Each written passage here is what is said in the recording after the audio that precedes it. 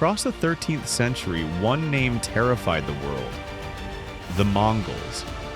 An army feared from Europe to China, burning across continents without defeat. In 1258, they stormed into Đại Việt.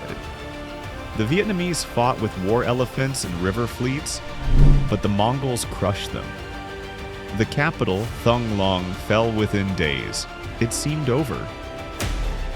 But then came the shock. On the Red River at Dong Bo Jiao, the defeated Vietnamese launched a bold counterattack and handed the Mongols their first crushing loss in Southeast Asia. To really grasp how unlikely this victory was, you first have to understand the Mongols of the 13th century. This wasn't just an army, it was a force of nature. Forged by Genghis Khan, the Mongol Empire was the largest single land empire the world had ever seen. Its warriors were disciplined, ruthless, and masters of tactics like feigned retreats and swarming horse archers, which they used to wipe out armies much larger than their own. The man leading the invasion of Đại Việt wasn't some rookie general. He was Uriyangqadai, son of the legendary Subutai, one of Genghis Khan's most brilliant and feared commanders. Uriyangqadai was a product of this unstoppable military machine. He'd fought in campaigns across North China and helped Kublai Khan conquer the Dali Kingdom in modern-day Yunnan, a move specifically designed to open a new southern front against the Mongols' ultimate prize, the Song Dynasty of China. Invading Đại Việt was a strategic move.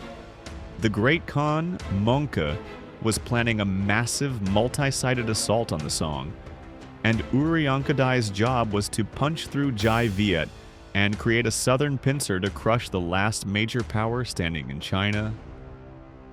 He sent envoys to the Vietnamese court demanding safe passage, which was really a demand for surrender.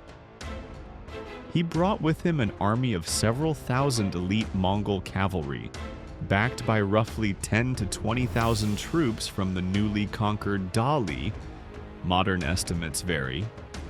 To the Mongols, Đại Việt wasn't the main goal, but just a speed bump, a pawn to be swept off the board.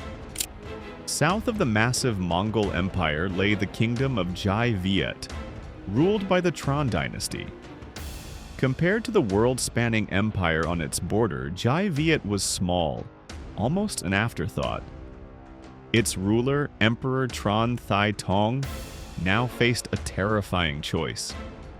Submitting to the Mongols meant becoming their puppet, giving up his kingdom's freedom to an empire that was never satisfied.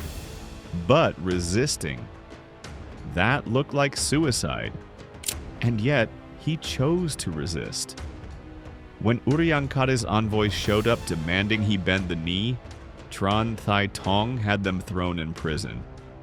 A shocking act of defiance. He started gathering his forces, preparing for the storm he knew was coming. The Vietnamese army wasn't a pushover. It was experienced in defending its homeland and had a truly terrifying weapon, a corps of war elephants.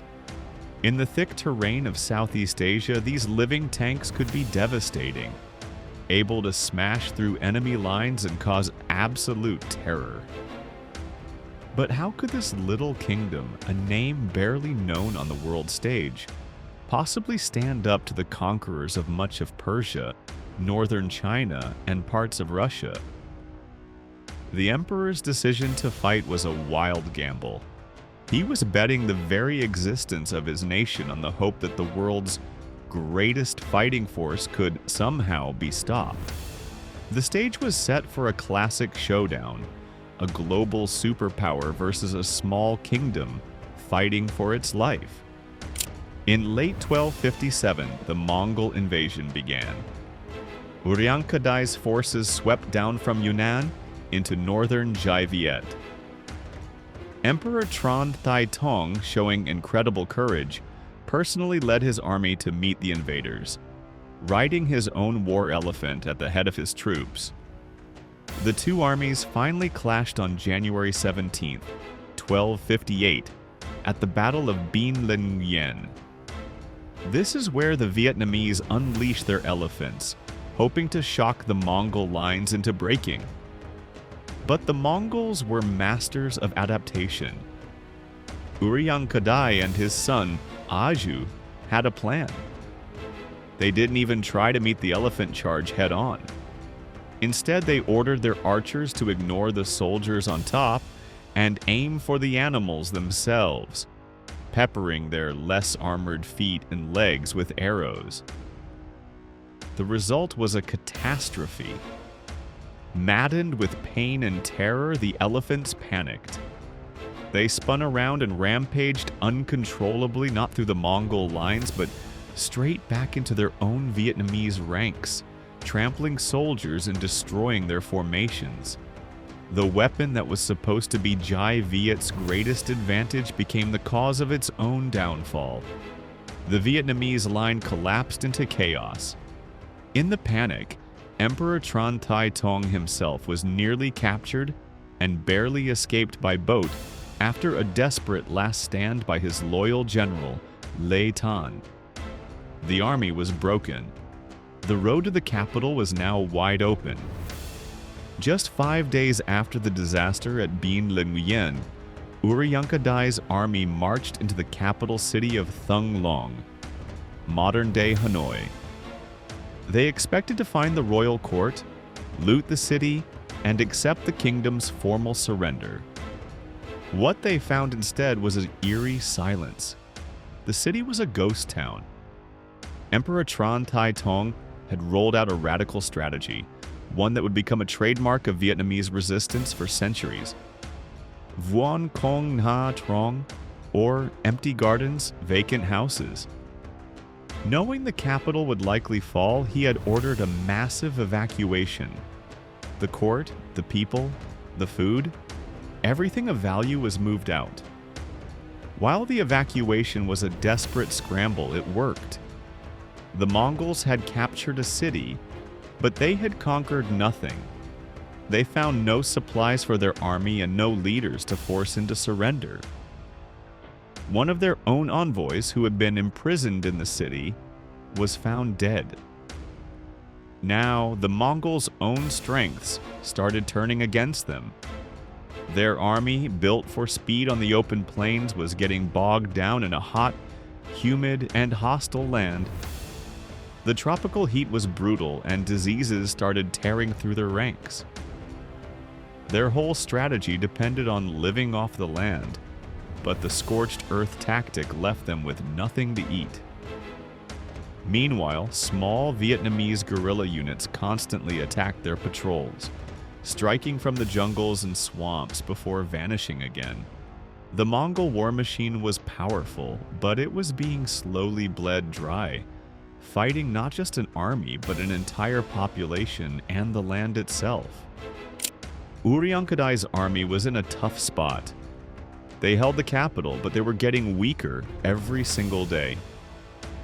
Meanwhile, Emperor Trần Thái Tông and what was left of his army had regrouped. Despite the crushing defeat earlier, their will to fight was still there. The emperor saw his chance. The invaders were overextended, sick, hungry, and getting comfortable in their captured city. He decided to risk everything on one bold counterattack. On the night of January 28, 1258, the Jai Viet forces started moving. Under the cover of darkness, they closed in on Thăng Long. The attack hit at dawn on January 29th at a river landing just outside the city called Dong Bo Jiao. It came from two directions at once. A naval force commanded by the emperor and his son, Prince Tran Hoang, sailed up the Red River and slammed into the Mongol camp from the east. At the same time, infantry divisions hit them from the south and west. The Mongols were caught completely by surprise. They were expecting a broken, demoralized enemy. Instead, they got a coordinated and ferocious assault. the battle raged through their camp. Panic set in. The invaders, already weak from hunger and sickness, couldn't organize a real defense. Their command structure fell apart. The hunters had become the hunted. Realizing the battle was lost, Uriyangqadai ordered a full-blown retreat to save what was left of his army. The Mongol forces fled Thung Long in chaos, harassed by the Vietnamese the entire way back to the border. After only 9 days of occupation, the world's most powerful army had been kicked out of Đại Việt. The Battle of Zhongbo was much more than just a military win. It was a powerful lesson in resilience. The Mongols would be back in 1285 and again in 1287, with bigger armies and navies, determined to crush the defiant little kingdom. But the strategy used in 1258 became the blueprint for those future victories. The Tran dynasty had figured out the formula for beating a supposedly invincible enemy. Strategic retreat, scorched-earth tactics, guerrilla warfare, and waiting for the perfect moment to land a decisive counterpunch. The defeat of Uriyangqadai, a famous general from the heart of the Mongol military elite, sent a clear message. It showed that their tactics weren't foolproof and that their power had limits, especially in the unfamiliar jungles of Southeast Asia. For the people of Đại Việt, the victory forged a powerful national identity and an unbreakable spirit of resistance.